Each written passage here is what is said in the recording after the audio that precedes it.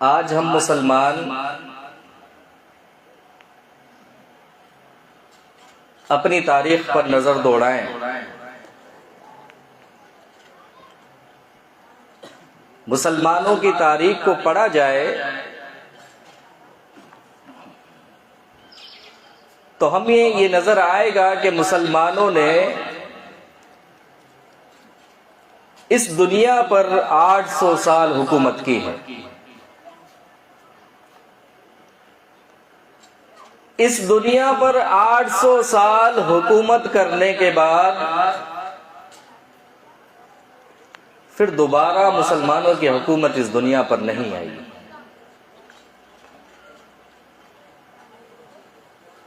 कुफ्फार ने बड़े बड़े जतन किए, कुफ्फार ने बड़ी बड़ी लड़ाइयां लड़ी कि कैसे इन मुसलमानों को अपना गुलाम बनाया जाए, कैसे इन मुसलमानों पर अपनी हुकूमत कायम की जाए। इस दुनिया पर ये मुसलमान हुकूमत कर रहे हैं, हम इनसे लड़ाइयां लड़ते हैं, इनसे जंगें लड़ते हैं। ये मुसलमान पता नहीं कौन सी इनके पास ऐसी ताकत है कि इनसे हम हमेशा शिकस्त खा जाते हैं।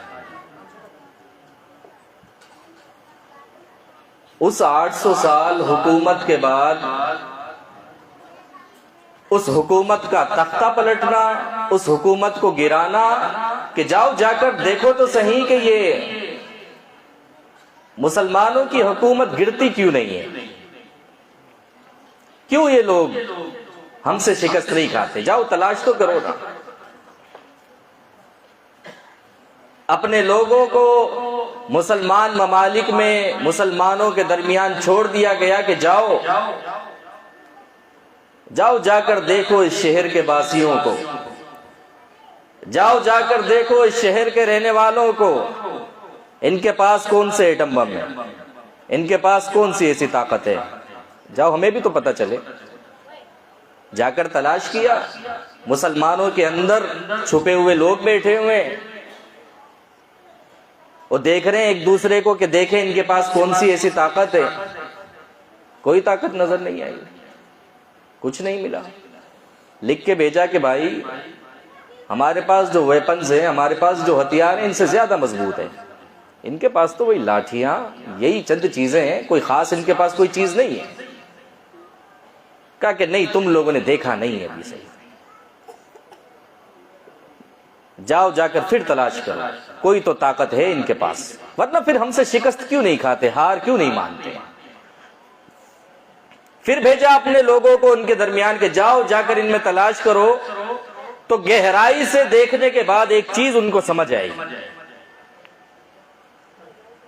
और वो चीज क्या थी कि उन्होंने लिख के भेजा कि हाँ, एक चीज जो हमें इनके अंदर नजर आई है, एक चीज जो हमने इनके अंदर देखी है, वो ये है कि इन मुसलमानों के अंदर एक कौम है। वो कौन है? वो इनके लड़के हैं, वो इनके नौजवान हैं। जिस तरह हमारा ये शहर है, इस राजपूत हाउस के अंदर हम तशरीफ फरमा हैं। इस शहर के अंदर बुजुर्ग भी हैं, खवातीन भी हैं, बच्चे भी हैं और नौजवान भी हैं। नौजवान लड़के हैं। और किसी कौम की जो ताकत होती है ना मेरे राजपूत दोस्तों, वो उनके नौजवान होते हैं। अगर आपने अपने इस गांव के अंदर इनकलाब लेकर आना है ना, तो अपने नौजवानों को सीधे रास्ते पर लगा दो।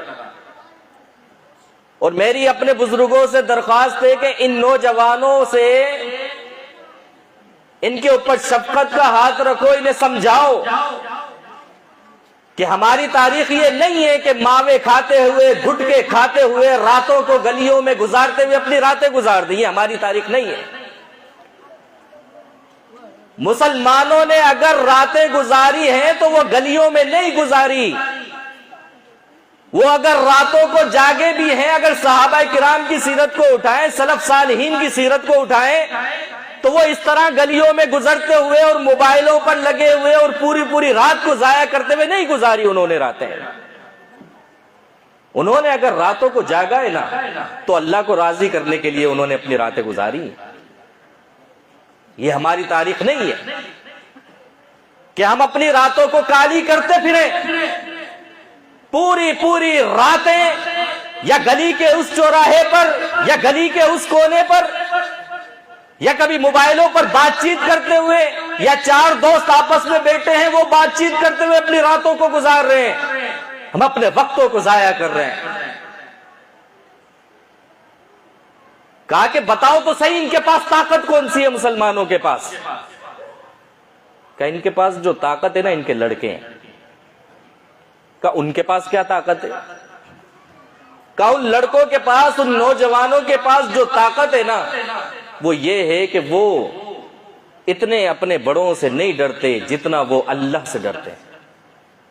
उनके दिलों में अल्लाह का खौफ है। और ये हमारी ताकत है। हमारी ताकत, ये हथियार, ये बहुत बात की चीजें हैं। हमारी जो असल ताकत है वो है अल्लाह का खौफ हम अपने दिलों में बिठा लें।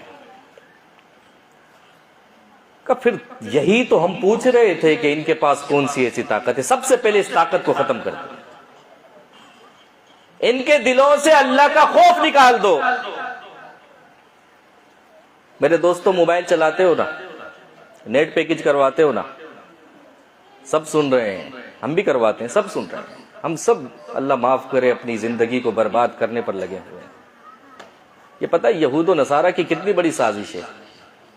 अभी आप जाओ ना अपने नाके पर, अपने स्टॉप पर, और वहां से आप फ्रूट खरीदो ना, सेब खरीदो, वो सेब आपको 120, 150, 200 रुपए किलो मिलेगा। और आप नेट पैकेज करवाओ ना तो 10 रुपए में हो जाएगा। 10 रुपए में रात का नेट पैकेज हाजिर है। कभी टाइमिंग नोट की है कि ये जो मोबाइल पैकेज होते हैं, इनकी टाइमिंग क्या होती है? टाइमिंग पता है क्या होगी? रात को 12 बजे से सुबह 12 बजे तक के लिए आपको 10 GB मुफ्त दे दिए गए, ताकि पूरी रात ये लड़के और ये लड़कियां मोबाइलों में लगे रहें, पूरी रात नेट चलाते रहें, और इस नेट पर फहश वाली वीडियो, फहश तस्वीर, बरहना तस्वीर, इनकी तन्हाइयों को बर्बाद कर दो, इनकी रातों को बर्बाद कर दो। फिर होगा क्या? पूरे दिन पड़े रहेंगे बिस्तरों में, पूरे दिन बिस्तरों में सोते रहेंगे। और जब इंसान की तन्हाइयां खराब होती है, अल्लाह का खौफ जो पता चलता है ना किसी को है, अगर कोई ये जानना चाहता है ना कि मेरे दिल में अल्लाह का खौफ है या नहीं है, तो वो अपनी रातों को चेक करे। अपने आप को उस वक्त चेक करे जब आपको कोई नहीं देख रहा हो, उस वक्त अपने आप को चेक करे। आपको अंदाजा होगा कि आपके दिल में कितना अल्लाह का खौफ है। तो इस तरह मुसलमानों के नौजवानों को बर्बाद कर दिया गया, उनके ईमान को बर्बाद कर दिया गया, उनकी ताकत को बर्बाद कर दिया गया। कौन सी ताकत? वो ताकत जो उनके दिलों में अल्लाह का खौफ था, उसे निकाल दिया गया। फिर क्या हुआ? वो दिन है और उसके बाद आज का दिन है, मुसलमानों की हुकूमत नहीं आएगी, आएगी भी नहीं। जब तक हमारे दिलों में अल्लाह का खौफ ना आ जाए, उस वक्त तक ये मुसलमान गुलाम ही रहेंगे। हम भले अमेरिका को गालियां देते रहें, हम भले कुफ्फार को गालियां देते रहे, हम भले यहूद और नसारा को गालियां देते रहे, मगर खुद को अगर हमने दुरुस्त नहीं किया ना, अगर हमने अपने दिलों में अल्लाह का खौफ पैदा नहीं किया ना, तो हम हमेशा गुलामी की जिंदगी गुजारते रहेंगे, हमेशा।